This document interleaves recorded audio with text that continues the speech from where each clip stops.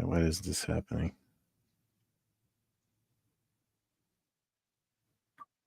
Sorry, this thing is fucking up on me. Let me just take this off. I thought this was. I keep getting an error for. Anyway, we'll blame it on the data link breach. yeah.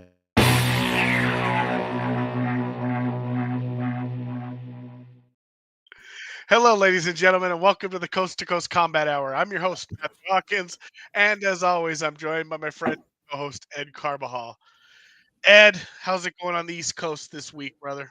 Pretty good. Not a fucking hot mouth asshole like it was last week. Sorry about that little delay. Apparently, we're having some trouble connecting to X when we stream this live. Last week it happened too, so I have to look into that. But yeah, pretty good, man. I mean, it was the with the relief of the heat. I watched the Lemos Jandaroba fight like on Sunday because I was actually out on Saturday. I did get home in time for the Paul versus Perry, and that kind of didn't. I don't want to say it didn't work out how we expected it because it was, the boxer is always going to win the I boxing. kind of expected it. Yeah. I kind of predicted it when they announced the fight a month and a half ago, when it was rumored. I thought it was a terrible decision by Perry to take the fight. My thing is that we need to get to a point where we realize that A, Jake Paul's a decent boxer, and B, his team's not stupid. They sure look stupid. They might act stupid, but they're not stupid. There's no way they would have risked the Tyson fight on something they didn't think was near guarantee. They scout these guys. They pick their opponents very, very carefully. Everything's been calculated from day one. He lost a really close decision to Fury.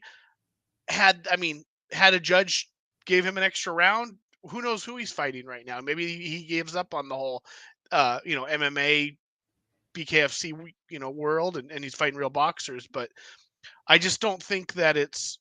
I think people need to think serious. I'd pick him to beat Pahea. Sorry, I just would. Yeah. You can only fall for it 1,000 times. Now, the last few times I picked him to beat.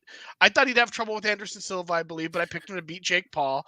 And I picked him to, I think, beat Woodley the second. I don't remember how many picks we've done on these fights, but the point is that it's not. I think it's not fixed, but they're not stupid how they're setting this up. And Pahea, I don't know if with him, I'm confused on what we do with the R in his name.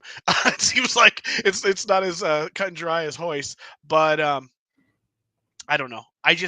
Boxing's a different sport, and I think that people got sucked into this world of MMA being this be-all fighting thing, and it is in a sense that you use everything, but to be an you know better than anybody, man. The amount of work and effort you have to put in to become a Brazilian Jiu-Jitsu black belt is a special.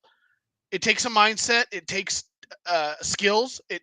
There's a lot to it that makes you great at what you do, and you're recognized as being great at what you do. When you become a professional boxer, you have gone through the difference. When you become an MMA fighter, that's why we don't see boxers being super successful in MMA. The only difference is it starts on the feet, and a lot of times a punch is thrown before a takedown attempt is taken, so boxers have a shot. In the other realm, it just time and time again we see this happen, and I think people need to understand and respect the Brazilian Jiu-Jitsu black belts, the guys we see, the Gordon Ryans and these guys, and we go, well, he's not fighting MMA. Well, that's the thing. Everybody's a specialist in something, and that's what that's where the marketing that's where it gets us. That what if factor. That's where we all get caught by it. And I know I wrote about it over at my MMA News when Paul Perry first got announced. But that what if factor, that's the same thing that got us to buy into Mayweather, McGregor, and all that. But they market it so well that I don't want to say it makes us stupid, but we buy into.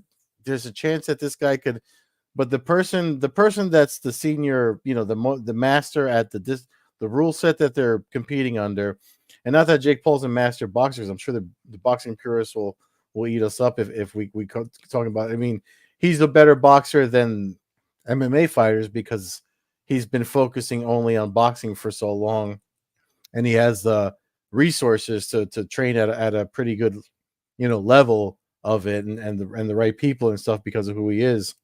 So of course, every time he goes against somebody that's used to varied rule sets, are gonna do better. And it always happens more times than not. That's always the case. It's rare that the other thing happens. It's rare that the MMA guy's gonna win, and that's just where we're at with this. You know what I'm saying? Like it's just Yeah, but it goes back all through all time and eternity. Don Fry got his head rearranged by I believe it was Jerome LeBanner. I mean, Gary Goodridge had some crossover success, but he really wasn't an MMA fighter. He was a arm wrestler who just yeah. realized he was strong as hell and could punch hard. And he had some Mm. success in K1, but for every time he won a fight, he got flatlined in a fight. Like, uh, so it goes. I mean, it's just like I said. Yeah. And The that's old K1 crossovers used to expose those guys like crazy. what's up, Antoine. Antoine Willis is asking if we think Gordon Ryan could be a top 5 level UFC fighter if he had good striking. I mean, If the he had good UFC, striking, I think he'd be the world champion. yeah, yeah. But that's the thing. I mean, you have to put time in. I mean, you want if you using the Gordon Ryan, you look at his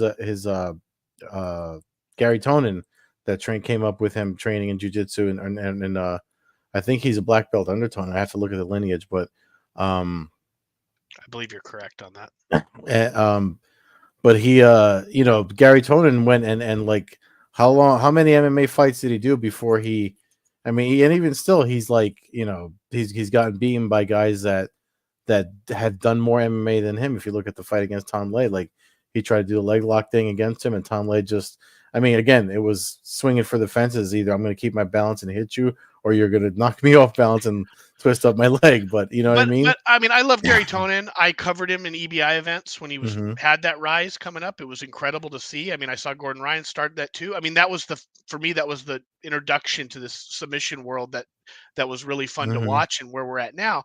But I don't consider Gary Tonin a good striker. Hmm. I mean, he's a ace jiu-jitsu guy, and he's probably like a C striker. Now, if he was a B plus striker, he'd probably be the one champion. You know what I mean? Like I feel like that's the thing. Like, we talk about like Mike Perry. Mike Perry, we thought he had a chance because we thought he was tough as hell. And Yeah, that was proven to be correct. None yeah. of us thought that he was going to show technique. None of us thought that, like, we talk about being a master of one thing. Like, I don't think Mike No, Perry's and then really a the other master of things, anything except yeah, being a fighter. yeah, And and that is everything else played quality. into the fight too. When you think about what happened, like about the boxing ring and the space that Jake Paul had to move versus what Mike Perry's used to, but it does, and that's what Willis is saying too. Like, the thing that makes me mad about Jake is that he knows he's giving himself the advantage, and that's the thing. In a fight like this, he's always going to have the advantage. Fights like this, he's always going to have the advantage, and that's what I'm saying. He's a master marketer, and that's where we get dumb. We fall for it, and he picks the right guy. Like I'm speaking for myself. Like as soon as I saw Mike Perry, I've been on the Mike Perry hype train since he took gloves off, so went bare knuckle. So like as soon as I saw that, plus he's not old. He wasn't what Jake Paul's been stirring up lately. So I liked it, but I mean, Matt, you're 100%, man. I mean, like you said, he wasn't going to take anything. He wasn't going to risk that Tyson No, fight, I and mean, and yeah. it took some hindsight after that to realize that because Mhm. I was rooting for Mike when that, I thought going in, I thought Perry was going to get flatlined. He gets dropped in the first round, and I thought, oh Mhm. God, this is going to be really ugly. And then he started to rally back, and I was texting people going like, dude, let's do this. Like this, I was rooting for him. I almost jumped out Mhm. of my when he started to make that move. I thought he was going to do it. And that's what He I expected too, because again, I mentioned his triad. When he went against the boxer, and the same thing happened against the corner. The boxer like buckled his knees, and he does have that. Mike Perry does have that thing where when he first gets hurt, it switches something on. It's like the Nas in Fast and Furious. Like the cars falling behind, they hit a button and they get a little more energy. he definitely has that. When if he gets hurt, it's like there's a kill mode. It's like a video game, and the bar burns out. So like that's what makes him an exciting fighter. But to get back to Antoine's point about him always giving himself an advantage, that is true. He's the promoter, he's doing it for himself. But Mm-hmm. it's not like this is the only case where that happens. I mean, I can look at our heavyweight champion in the UFC who is choosing to fight a fighter he has a clear advantage over a fighter we're going to talk about a little bit later in our picks Mm-hmm. for 304.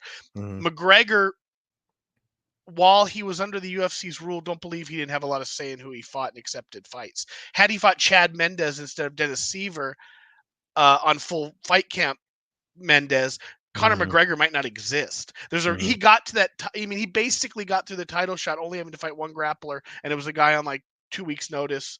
And then we saw what happened when obviously Khabib's a special one, but grappling was his weakness, and he was smart about how he got there. We've seen it across the board.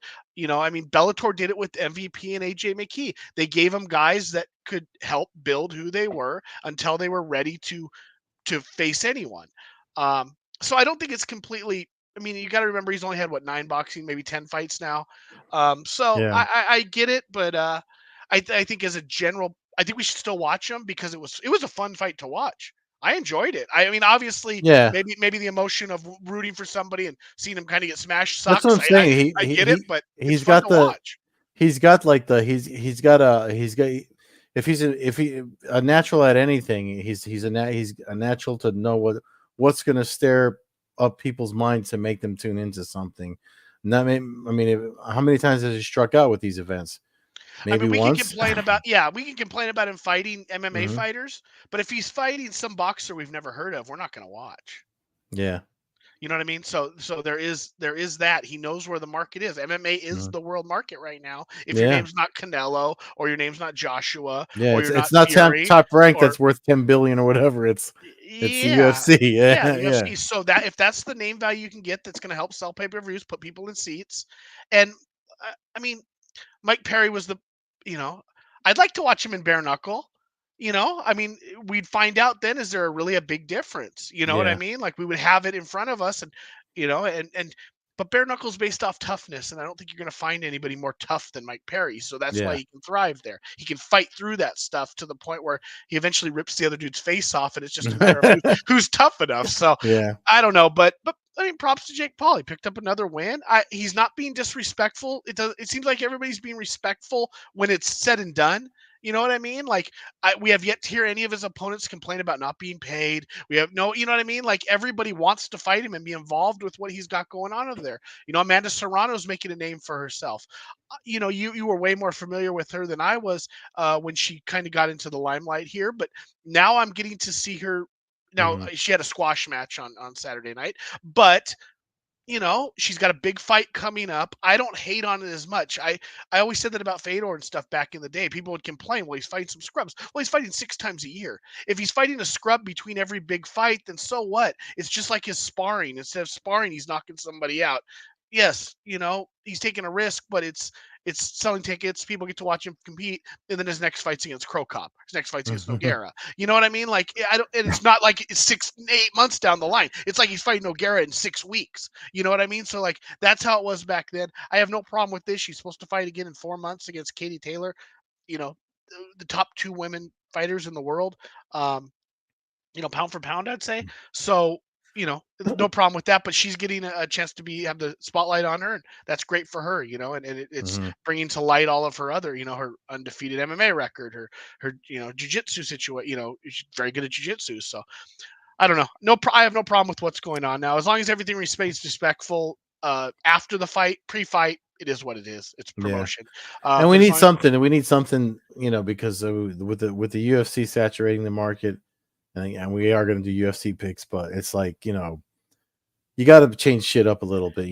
The competition is good for business overall, and it's just the same goes for the sport. And if you're an there's MMA fan, you should our love boys from the last round. There it is. There it is. I mean, Talk my about thing is like, boxing, yeah. if you're an MMA fan, you should love boxing. It's a part of Mhm. it. You should love some, you don't love maybe a strong word, but you should be open to at least enjoying it. And if it produces a good fight, then it's a good fight. Masvidal Diaz was a good, fun fight to watch. Yeah, This was a good, fun fight. Now, it's not. This wasn't Pernell Whitaker versus Ike Corte or something, yeah, but like but it is what it is, and it kept me entertained on a Saturday night, and I really am not looking for anything more than that. yeah, yeah. No, I mean, again, it's nice to change stuff up.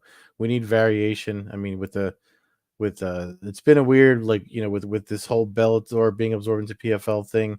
It just there's definitely, and I know they're still holding events on it with the name, and PFL's holding their events and stuff like that, and we still have one championship. But and all the stuff, all the regional events. I'm actually more into the regional MMA scene now than I've ever been, because I just need to see different presentations of these combat sports. But you know, you can't ignore a marquee pay per view when it comes, and we got No, one. We got one this weekend with UFC 304. UFC returns to the UK. So, are you ready to do these picks, or you got anything else you want to get no, out of the I've way? talked about Jake Paul enough for the week. I'll let that go. Yeah, let's get into it. We love the UFC. I mean, it's why we do the podcast. It's why we love the sport. So while we knock it, we also, we also praise it. And this is one good pay per view. We've been on a nice run. Yeah, 302 was a little light. If that's the yeah, one, maybe it's 301. One of the one in Brazil was a little light, but other than that, we've had a nice little run. So this one's no different. I love the main card. There was a little shuffle to it, which yeah. um, This morning was crazy. Like they bumped up these gentlemen, Christian Leroy Duncan and Gregory Rodriguez, but they moved all the way down to the early prelims, which you actually cleared that up. What you said before we started recording, because Mohammed Makhachev and Manel Kape were supposed to be on the main card. But I forgot that the time there is probably not ideal to be fighting another guy in a cage. so the event kicks off at 11 p.m. in London time.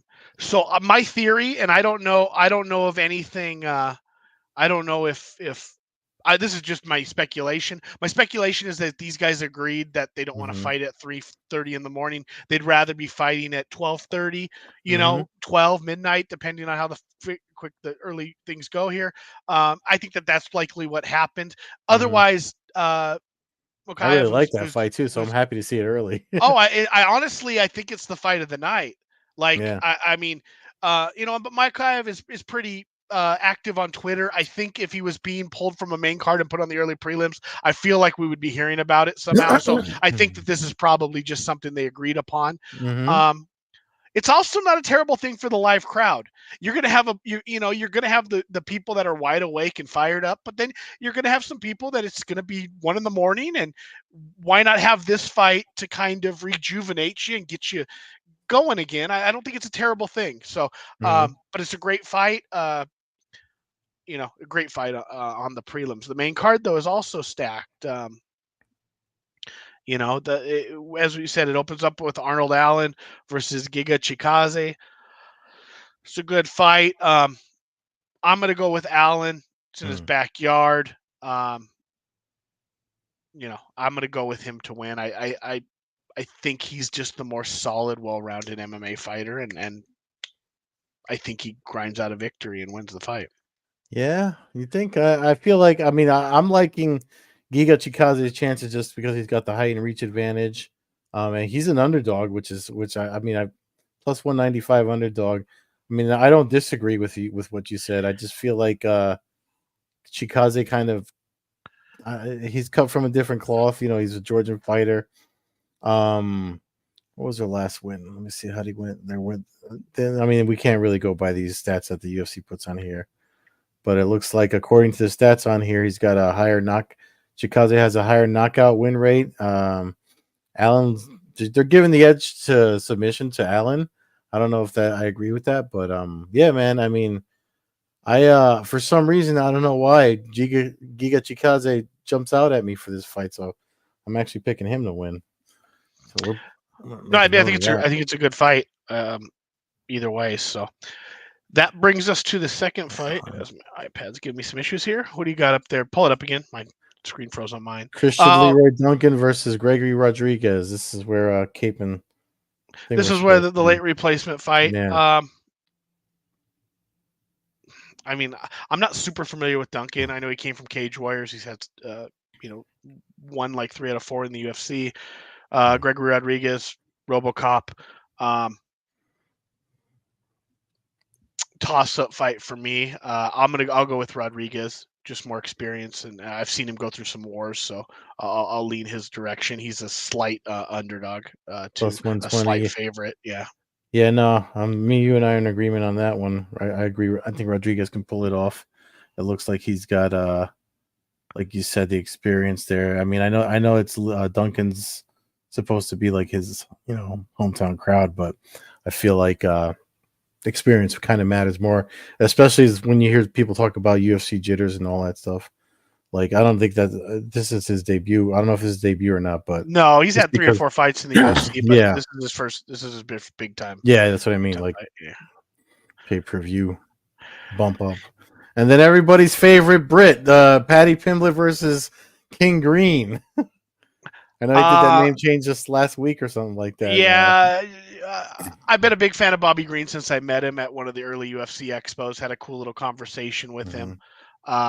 And I kind of just became a fan of his instantly. Some of his fights have been great, some of them not so great, but I think that this is the first real test for Pimblett in the UFC. I'm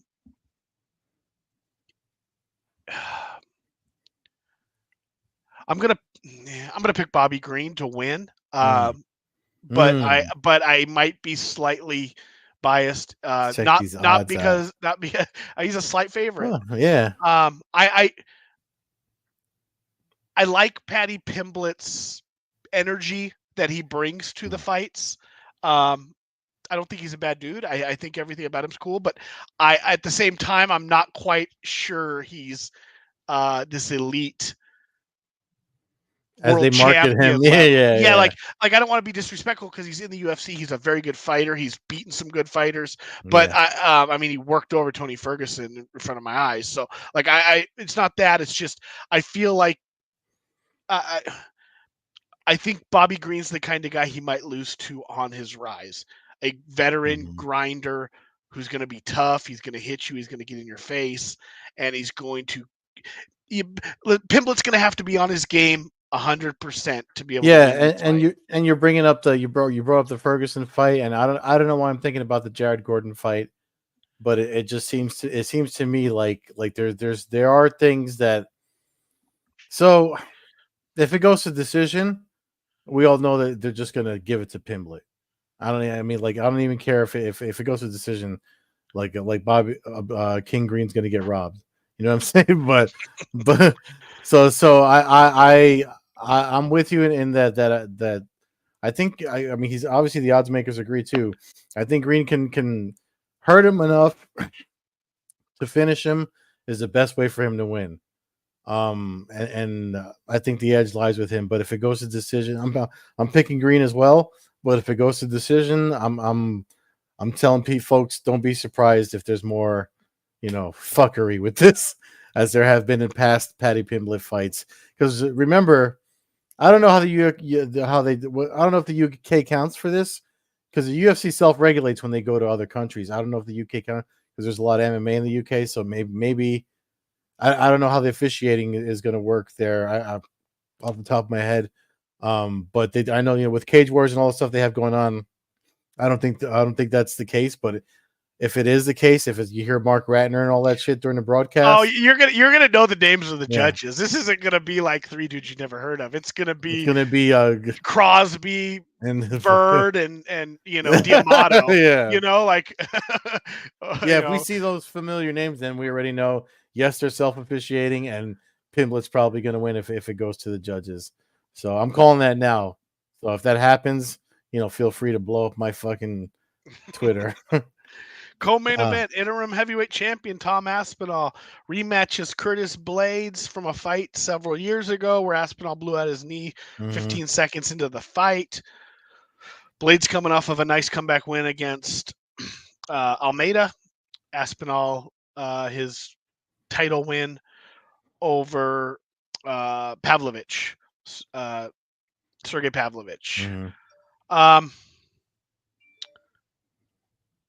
I we're talking about not buying into hype, right? Like that's kind of been some stuff we've been talking about Mhm. from the Pimblet down to the promotion for Jake Paul fights. My eyes tell me Aspinall is going to be really, really, really good, but Blade seems like a guy who can smother you and quiet, slow down a freight train. You know what Yeah. I mean? Like, but I also don't know if Blades is the. I shouldn't say that. He's got 2 losses to Ngannou, and he got caught by Lewis. I can't remember who his 4th loss was off the top of my head. So it's not like it's a matter of him folding. I know there's times where he'll play it safe and kind of grind out wins. We've seen that a couple times. I'm going to go with Aspinall, but Mhm. only because I think he brings more tools to the game. But I think the best tool of the game is Blades wrestling. Mhm. So if Blades is able to execute that and be willing to listen to boos at 3, 4 in the morning Hmm. of people that want to, you know, kill him for a 25-minute snooze, I would be interested to see it just because I want to see if Aspinall can deal with that, because that's going to be the key to the John Jones fight. Mhm. Now, while John Jones isn't going to lay on you and go for a 25-minute decision, I think John Jones will try to wrestle Tom Yeah. Aspinall if they fight each other. So I Yeah, think these that this odds are is a a little good. bit funny. I mean, he's plus Blades is plus 280. I don't think, and Antoine just kind of chimed in about he said the disrespect to Curtis in this fight is crazy, and I agree with that because you just mentioned all the reasons why I think that, because I mean I think if Blades gets his arms around Aspinall, that's going to be a heavy man to be wearing for a fight, to the point that and it's not just the wrestling, it's the wrestling, and then I'm thinking about like when Aaron Pico, was it Diego Corrales, that he did the fake, like he went for the single leg and then just let go and popped him and knocked out, it was Diego Corrales, I In their forgot who, recent fight. the last fight, yeah, it was Yeah, one of the yeah, last yeah. Bellator, yeah, and so stuff like that. If Blaze does stuff like that, I could see him hurting Aspinall. So I feel like plus 280 is a little disrespectful. I got Curtis Blades winning on this fight. Yeah, and Yeah. I don't know why it is that he's so disrespected. I'm as guilty of it because I came on here. I mean, his other loss was to Pavlovich. So we're talking a guy Mm-hmm. who's lost to Ngannou twice, Lewis, Mm-hmm. who can knock out a bull, and Pavlovich, who was on a rise at the time. Obviously, he lost his last fight to Volkov, but is a top 10 heavyweight in the world. Mm-hmm. Um, so I don't really know. Maybe I mean I've purchased tickets to watch Blades fight a couple times.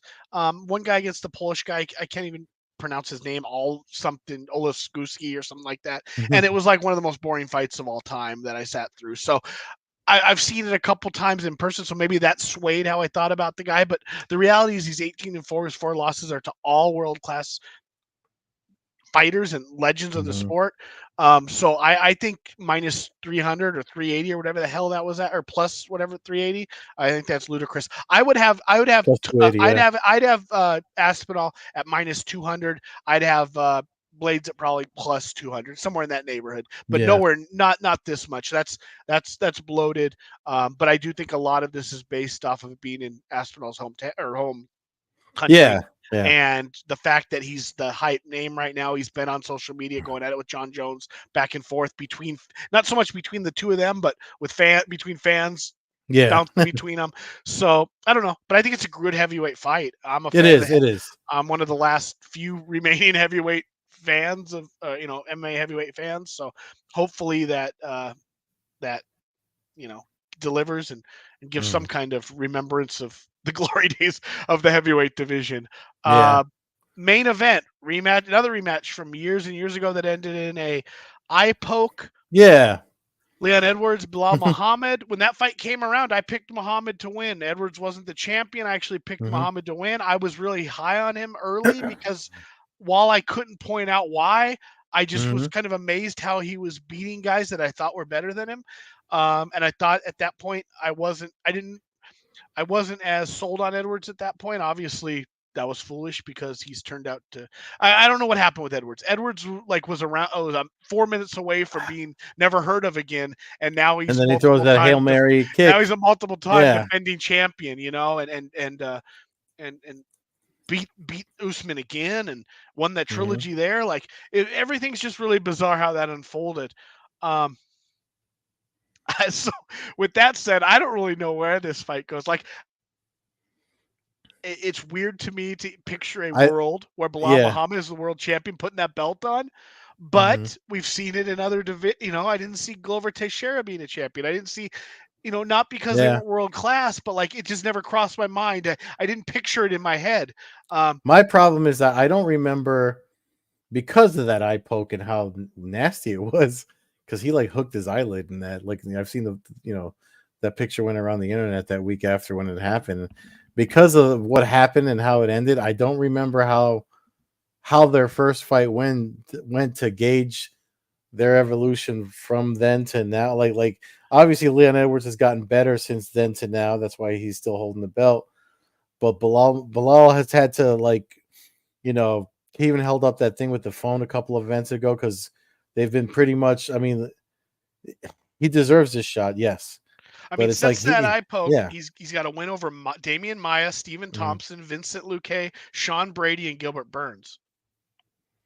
You know, mhm, before that eye poke, he had beaten Diego Lima, Lyman Good, uh, Takashi Sako, and Curtis Millender, all dudes who are decent names yeah. on the way up the ladder there. So, I mean, I I'm gonna pick Muhammad to win just because why not? Stuff in MMA never makes sense. Yeah, Muhammad will probably win and then go lose 5 rounds to none to Usman, and Usman will get his belt back, and it'll just be like, I mean, I feel like that could something like that could happen. I'll pick Muhammad.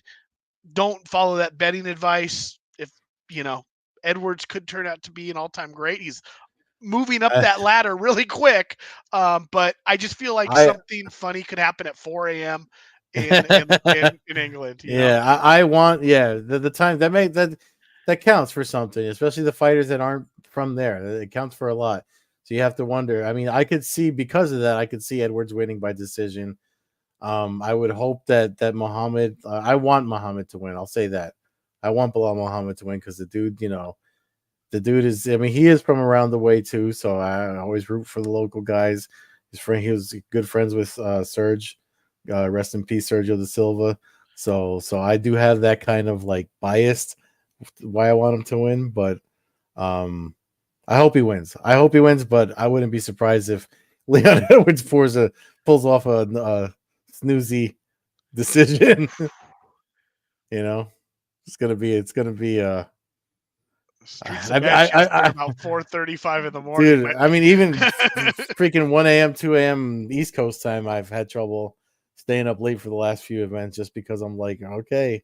I mean, I did see the last weekend's Virna Jandiroba submission win. I mean, that was nice of her to do that, but I mean, when she did it, because I was just like, the commercials and the stuff when it's on ESPN, it's like they don't keep you locked in like they did in the Fox days. You know what I mean? The Fox era of the UFC was probably you and I. The, that's when it peaked for us. it was a So good time. It was yeah, different time, but yeah, good fights this weekend. Like I said, we've been on a good run of cards. It's weird the stuff that's hanging up now has been McGregor's pinky toe and like putting fights together late. And I mean, the hmm Sphere's less than 2 months away now, and there's no main event yet. The fights that are listed are pretty subpar, I would say, at least in my opinion. There's only supposed to be 10 fights, but it looks like, I mean, it looks to me like it's going to be a minimum of about 2 grand, 3 grand to even get into that place, yeah, which is insane in itself. But it seems like some of that's the stuff that's holding stuff up. But yeah. I'm okay with late announced fights. Honestly, it means there's less that are canceled at the same time. Like as long as Mhm. you don't get some garbage thrown together and you get the fights that were the same fights that you got to believe a lot of the guys know who they're when they're fighting. It's just not official. I mean, I'm sure Dashvili and O'Malley are planning on fighting that night based off of all the chatter that's gone on the planet, but who knows? So, anyways, but this weekend UFC 304, good card, Saturday night, normal time, pay per view. I think prelims are 6:15 Eastern, 3:15 Yeah, Pacific, and then the pay per view is the 10 Eastern, 7 Pacific, as as usual. always. Yeah. As usual, at least here for a non Middle Eastern card. But so fans can follow the show at Combat Hour, Coast to Coast Combat at Combat Hour on Twitter, Coast to Coast Combat Hour on Instagram. Follow me, Matthew Hawkins, at MMA Hawk 21 on Twitter and Instagram. Follow Edit Carbazol on Twitter, Carbeerzol on Instagram, Old Head Carb on Twitch. Thanks for listening, everyone. Thanks for the questions, and enjoy the fights this weekend. Peace.